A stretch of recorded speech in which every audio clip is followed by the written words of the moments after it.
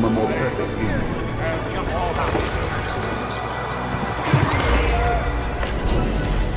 House divided unworthy and emotionally principled. To each other, our lives, our fortune, and our sacred honor.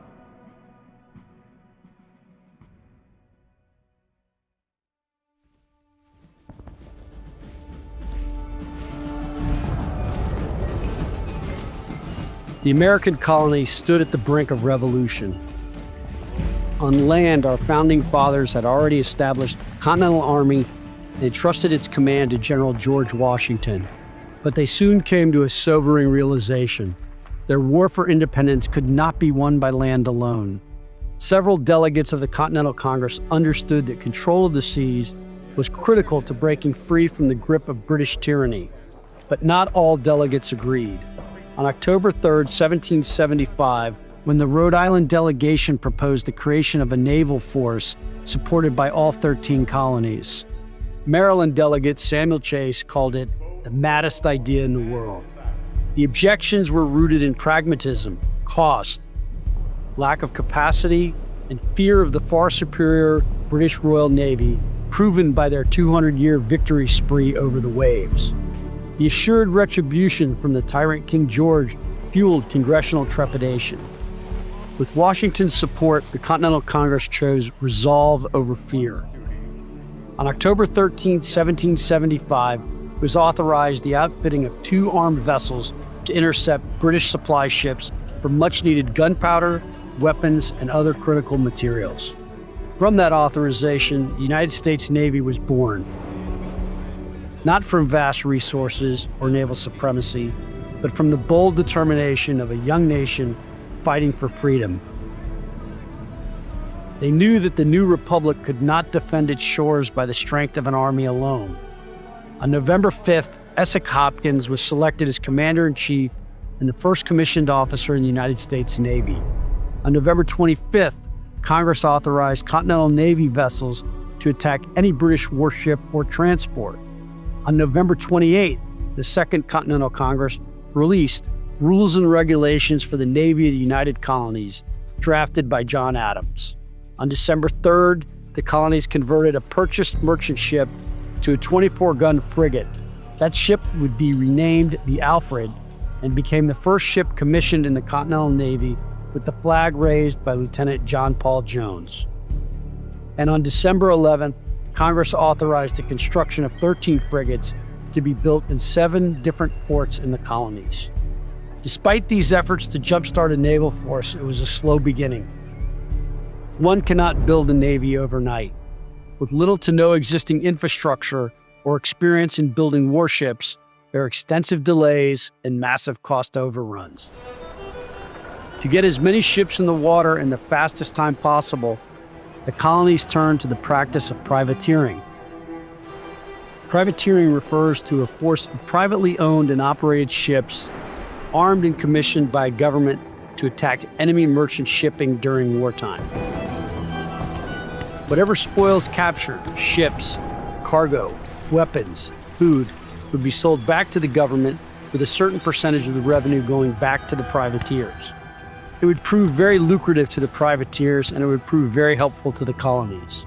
By the end of the war, privateers commandeered about 600 British merchant ships, with much of the spoils directed to the war effort. By 1776, our Navy was proving consequential. On March 3rd, a 6-ship American naval force, along with 200 Marines from the recently established Continental Marine Corps, raided New Providence and the Bahamas. Famously known as the Raid on Nassau, it was our Navy Marine Corps team's first successful amphibious assault, capturing Fort Montague and much-needed military supplies, 85 cannons, 15 mortars, and 10,000 rounds of ammunition. On April 7th, the converted 16-gun brigantine Lexington, under Captain John Barry, the first captain placed in command of an American warship, commissioned for service under the Continental flag, defeated the HMS Edward, the first British warship captured by the Continental Navy.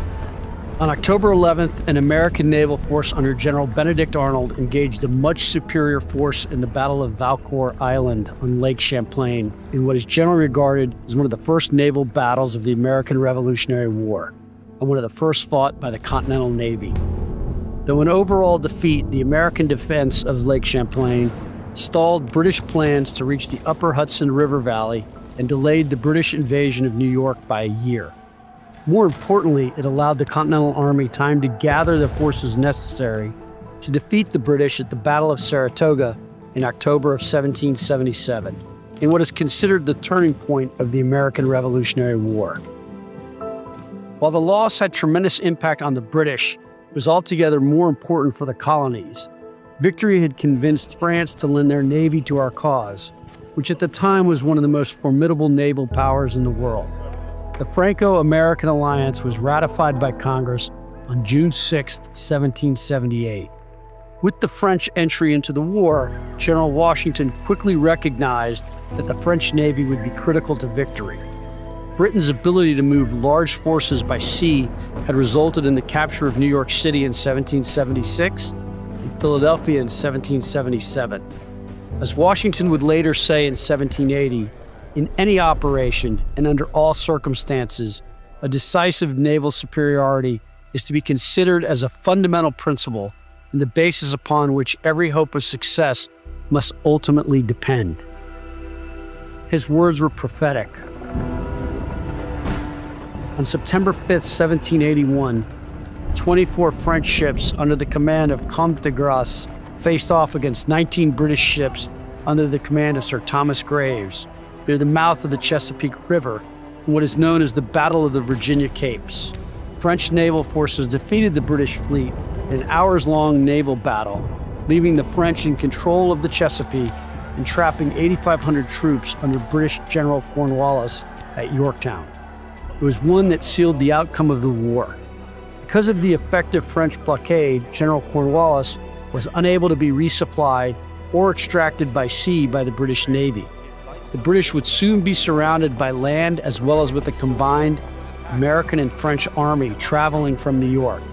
It was a coordinated land-navy action that Washington had been trying to execute since 1778. It was one that convinced Cornwallis to surrender at Yorktown and convinced much of the British population and Parliament that the war could not be won. On September 3, 1783, the British signed the Treaty of Paris and officially surrendered, formally recognizing the United States as a free, sovereign, and independent nation. But independence came with a price. The war left our young republic deeply in debt, and in the aftermath of the war, what remained of the Continental Navy was sold off. The last ship sold was the frigate Alliance in the summer of 1785. There was also a growing sentiment that whatever the money the colonies did have should not be spent on sustaining a navy. That sentiment did not last. They would quickly learn that the only thing more expensive than having a navy is not having one. With their newfound independence came new challenges. American merchants no longer sailed under the protection of British warships, and our commerce quickly became vulnerable on the world's seas. Nowhere was this threat more evident than the Mediterranean, where the Barbary pirates of North Africa preyed on American shipping, seizing cargo and enslaving hundreds of our sailors. Without an American Navy, we were defenseless. Action needed to be taken. After years of paying costly tribute, President Washington and Congress passed the Naval Act of 1794, authorizing the construction of the Navy's 6 frigates, the USS United States, USS Constellation, USS Constitution, USS Chesapeake, USS Congress, and USS President. This act marked the rebirth of the United States Navy, and these ships would play a significant role in securing victory in the quasi-war with France. The First Barbary War, the War of 1812, and the Second Barbary War.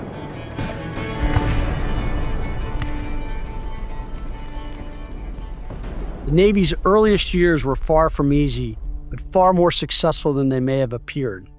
The Continental Navy, supported by privateers, not only disrupted British reinforcements, but also shook the foundations of Britain's trade-dependent economy. From the beginning, it was clear sea power was essential to securing our independence. Perhaps most important, American officers and sailors demonstrated extraordinary valor, even in the face of overwhelming odds, a characteristic that would permeate the U.S. Navy even into the darkest days of World War II and to today. Alfred Thayer Mahan once wrote, "Whoever rules the waves rules the world." An adage is true today as it was throughout the history of our great country. It has also confirmed a belief I personally espouse, that to be a superpower, you must be a sea power. As Secretary of the Navy, I'm profoundly grateful to every individual who has served and to every sailor and Marine who has stood the watch, past and present, in defense of our Republic. Let us honor the legacy of those who came before us. Let us reflect on the enduring spirit that began in 1775, because that spirit, one forged in honor, courage, and commitment, remains in all of us today. Thank you for joining me today to celebrate our shared heritage. May God bless you, the Navy Marine Corps team, and the United States of America.